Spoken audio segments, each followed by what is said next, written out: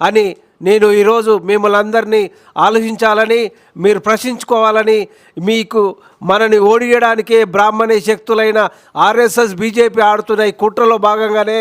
ఈ యొక్క మహిళా బిల్లులో బీసీ కోటా లేకుండా మళ్ళీ బీసీలో ఉన్న ఏ విధమైన బీసీలకు రిజర్వేషన్ లేకుండా మళ్ళీ మహిళలకి రిజర్వేషన్ లేకుండా మొత్తం 100% ఓసీలే రాజ్యాంగ పదవుల్లో అనుభవించి మీరే అన్ని రకాలుగా దోసుకొని పోయి మీరే అన్ని రకాలు అనుభవించడం ద్వారా నేపాల్లో అటు బంగ్లాదేశ్లో వచ్చినట్టు తెలంగాణ నుంచి స్టార్ట్ అయ్యే జెన్జీ మీ యొక్క పార్టీని మీ యొక్క సంస్థల్ని మొత్తం పునాదులు లేకుండా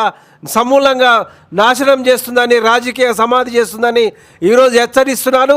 రేపు జరగబోయే పార్లమెంట్ సమావేశాల్లో మా బీసీ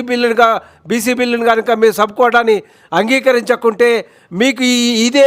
ఈ రోజు నుంచి అంబేద్కర్ జయంతి